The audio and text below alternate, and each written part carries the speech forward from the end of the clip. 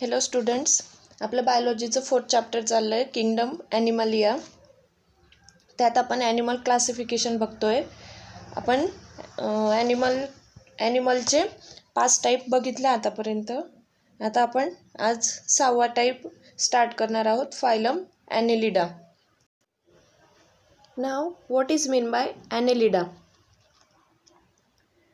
Annulus means ring, and hence it is also called as ringworms or segmented worms. Segmented means divided into separate parts.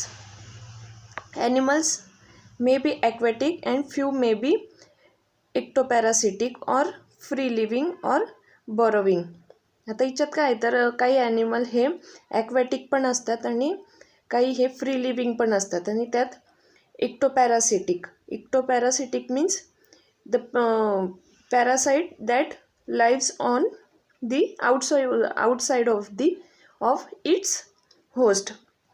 म्हणजे असे ॲनेलिडा की जे आपल्या होस्टच्या बॉडीच्या outside राहतात त्यांना एक्टोपॅरासिटिक असं म्हणतात. That leaves on the outside of its host. आणि बाकीचे हे फ्री लिव्हिंग असतात, त्यांना आपण बोरोविंग पण म्हणतात. फ्री लिव्हिंग म्हणजे डायरेक्ट होस्टच्या बॉडीवर कुठेही सापडतील ते, आणि ते काय करतात, बोरोविंग मीन्स ते असे दे मेक अ होल, म्हणजे ते होल तयार करतात आणि तिथे राहतात. इन अ मॉइस्ट सॉईलमध्ये ते होल करून राहतात. They show bilateral symmetry with metameric segmentation. तर ते काय दाखवतात, तर बायलॅटरल सिमेट्री दाखवतात आणि with metameric segmentation means isomeric segmentation. Now a special region of the body called clitellum is present. आता याला एक स्पेशल रिजन असतं बॉडीला दिलेलं, त्याला आपण क्लिटेलम असं म्हणतो. ते याच्यात प्रेझेंट असतं. तर locomotion is with the help of longitudinal and circular muscles. आता याचं लोकोमोशन कसं होतं, म्हणजे एका ठिकाणाहून ते दुसऱ्या ठिकाणी कसे जातात, तर त्यांची लॉंगिट्युडिनल आणि सर्क्युलर मसल्सच्या मदतीने ते सरपटत एका जागेवरून दुसऱ्या ठिकाणी जाऊ शकतात.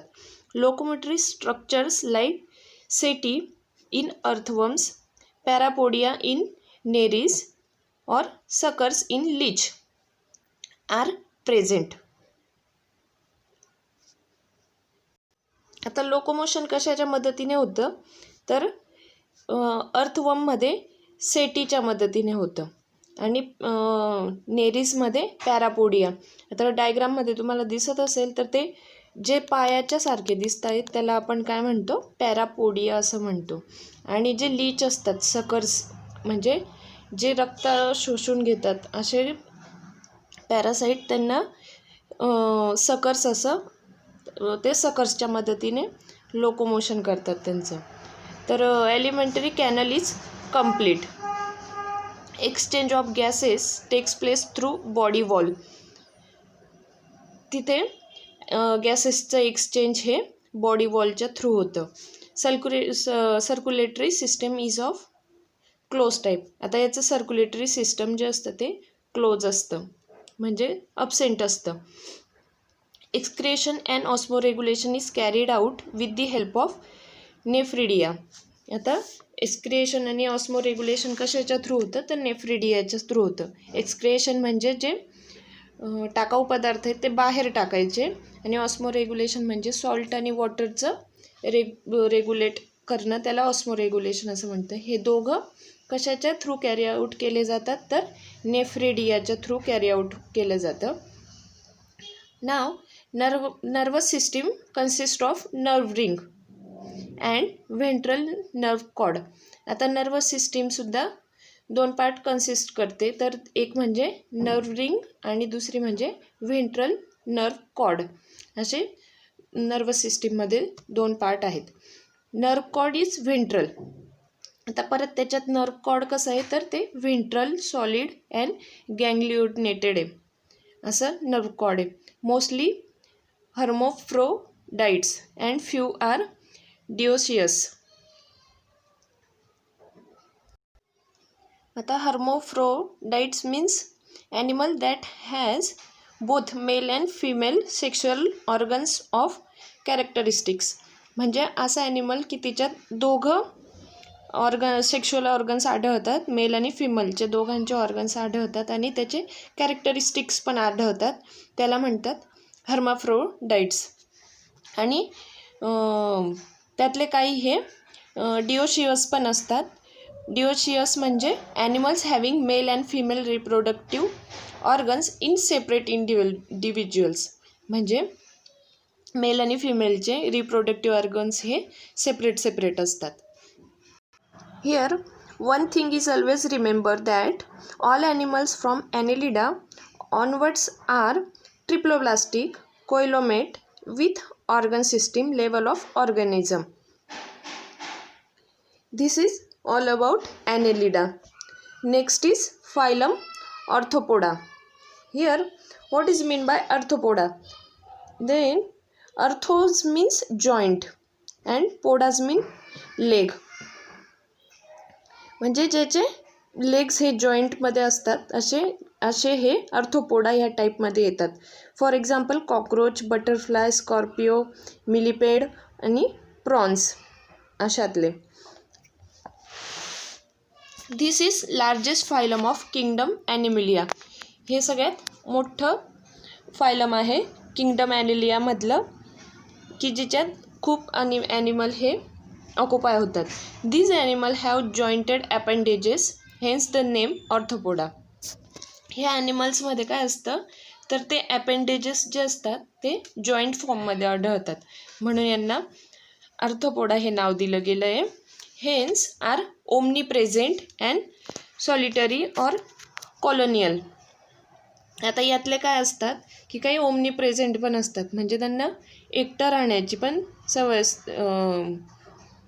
ओमनी प्रेझेंट म्हणजे ते सगळीकडे आढळतात, म्हणजे जवळजवळ तुम्ही खेड्यात जा, शहरात जा, कोणत्याही देशात जा, सगळीकडे हे आढळतात. आणि सॉलिटरी असतात, म्हणजे त्यांना एकटं राहण्याची सवय असते, किंवा कॉलोनियल असतात, म्हणजे ग्रुप करून पण ते राहतात. Most of them are free living. त्यातले बरेचसे हे फ्री लिव्हिंग असतात. आणि फ्यू आर पॅरासिटिक. पॅरासिटिक म्हणजे दुसऱ्यावर अवलंबून राहतात. अँड सॅन्ग्युएवोरस म्हणजे ते ब्लड सकर्स असतात, म्हणजे रक्त शोषण ते त्यांचं लाईफ ही चालवतात. For example female mosquito, bedbugs म्हणजे डास हा प्रकारसुद्धा आपला ऑर्थोपोडामध्येच येतो. There body is bilaterally symmetrical. त्यांची बॉडी ही बायलॅटरली सिमेट्रिकल असते, म्हणजे जर आपण त्यांना मधून कट केलं तर दोघं पार्ट हे त्याचे सिमेट्रिकल असतात.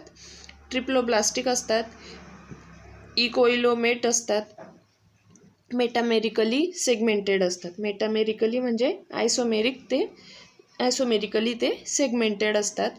With tube within tube body plan and organ system level of organisation.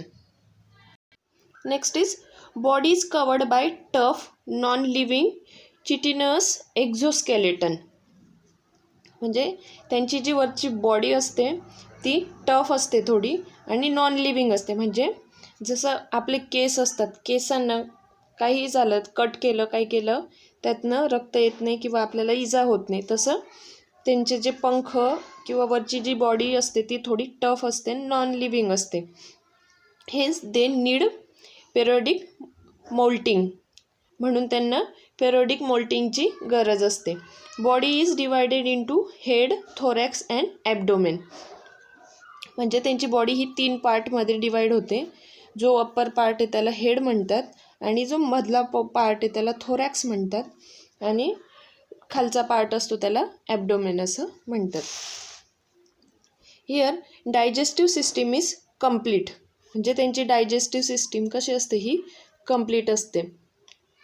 Circulatory system is of open type आणि जी सर्क्युलेटरी सिस्टीम असते ती ओपन टाईपमध्ये असते. Blood flows through body cavity, haemocoel. आता ब्लड कशाच्या थ्रू फ्लोज होतं, तर बॉडी कॅव्हिटीच्या थ्रू ते रन होतं, त्यालाच हिमोकोल असं म्हणतात. आणि एक यांचं ब्लड हे कलरलेस असतं ऑर्थोपोडासचं. कलरलेस का बरं, तर due to absence of haemoglobin त्यांच्यामध्ये नसतं, म्हणून ब्लडचा कलर हा कलरलेस असतो. आपल्या शरीरात जे ब्लड आहे त्याचा कलर हा रेड का बरं आहे, तर आपल्या शरीरात हिमोग्लोबिन नाही म्हणून त्याच्यामुळे त्याला रेड कलर हा मिळाला आहे. Next is respiratory organs are gills, trachea, book lungs, book gills, हे त्याचे रेस्पिरेटरी ऑर्गन्स आहेत. Excretion takes place by green glands. आता जे वेस्ट मटेरियल आहे ते कशाच्या थ्रू बाहेर पडतं, तर ग्रीन ग्लँड्सच्या मदतीने ते बाहेर पडतं. मल्पिजियन ट्युब्युल्स और कोक्झल ग्लँड्स याच्या थ्रू ते एक्सक्रिएशन घडतं. Here nervous system is form by nerve ring and double ventral ganglionated nerve cord. Nervous सिस्टीममध्ये काय काय असतं, ती कशाची बनलेली आहे, तर nerve ring and double ventral ganglionated nerve cord याच्याने ती नर्वस सिस्टीम त्यांची बनलेली असते. आणि sense organs are well develop. त्यांचे सेन्स जे वास घेण्याचे जे ऑर्गन्स असतं, सेन्स ऑर्गन्स म्हणतो आपण त्यांना, ते वेल डेव्हलप्ड असतात in the form of antenna, simple और कंपाऊंड आईज, व्हेरियस रिसेप्टर्स. आता सेन्स ऑर्गन्स कोणते कोणते आहेत त्यांचे, तर अँटिना, सिम्पल और कंपाऊंड आईज म्हणजे डोळे, आणि व्हेरियस रिसेप्टर्स हे त्यांचे सेन्स ऑर्गन्स आहेत. Sexes are separate, showing sexual dimorphism. Fertilization is generally internal, development is direct और इनडायरेक्ट बाय मेटामॉर्फोसिस. आता इथे काय होतं आहे, तर सेक्सेस हे सेपरेट आहेत, त्याच्यामुळे ते काय दाखवतात, तर सेक्शुअल डिमॉर्फिझम दाखवतात. आणि फर्टिलायझेशन ही कसं आहे, तर इंटरनली आहे. डेव्हलपमेंट ही डायरेक्ट किंवा इनडायरेक्ट होते. कशाच्या थ्रू, तर मेटामॉर्फोसिसच्या थ्रू हे इनडायरेक्ट किंवा डायरेक्ट डेव्हलपमेंट ही होते. In some arthropodas like honeybees, bugs, offsprings are produce by parthenogenesis. आता काही ऑर्थोपोडासच्या बाबतीत काय होतं, जसं हनीबीज घेतलं उदाहरणार्थ, तर त्याच्या बाबतीत काय होतं, तर ते कशाच्या थ्रू प्रोड्यूस्ड होतात, तर पार्थेनोजेनेसिसच्या थ्रू. म्हणजे अशी कंडिशन की the condition of occurring in several different forms, म्हणजे अशी कंडिशन जी वेगळ्या वेगळ्या फॉर्म्समध्ये आपल्याला आढळते. Some insect exhibit polymorphism. Parthenogenesis means reproduction from an ovum without fertilization. हे कशात होतं, तर हनीबीजमध्ये होतं. In some arthropods like honeybee, bugs etcetera, offsprings are produced by parthenogenesis. Parthenogenesis means reproduction from an ovum without fertilization. म्हणजे तिथे fertilization न होता डायरेक्टली रिप्रोडक्शन होतं. कशाच्या थ्रू, ओव्हमच्या थ्रू फर्टिलायझेशन होतं, रिप्रोडक्शन होतं. हे कशात आढळतं, तर हनीबीमध्ये किंवा बग्समध्ये हे आढळतं. सम इन्सेक्ट्स एक्झिबिट पॉलिमॉर्फिझम. आता त्यातले काही इन्सेक्ट हे असे पॉलिमॉर्फिझम आहेत. पॉलिमॉर्फिझम म्हणजे the condition of occurring in several different forms. For example honeybee, ants, termites, etc. Here some arthropods are economically important such as apis म्हणजेच त्याला आपण honeybee म्हणतो, for their honey and wax. आता काही arthropods हे आपल्याला फायद्याचे पण आहेत, इकॉनॉमिकली ते इम्पॉर्टंट आहेत. जसं हनीबी, आपण त्याचा मधाचा उपयोग करतो आणि वॅक्स पण आपण वापरतो. लॅक इज प्रोड्यूस बाय लॅसिफर लोका, त्यालाच लॅक इन्सेक्ट असं म्हणतो.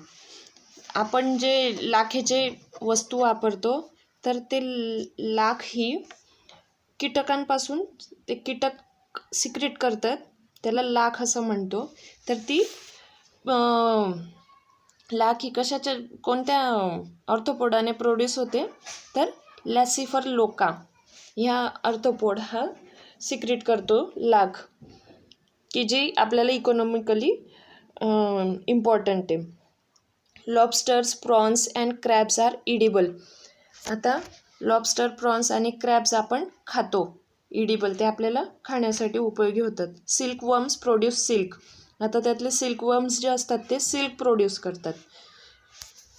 सम arthropods are harmful which act as a vector. आता काही आर्थ्रोपोड्स हे आपल्यासाठी हार्मफुल पण असतात, जसे मॉस्किटो, डास झाले ते आपल्यासाठी हार्मफुल आहेत.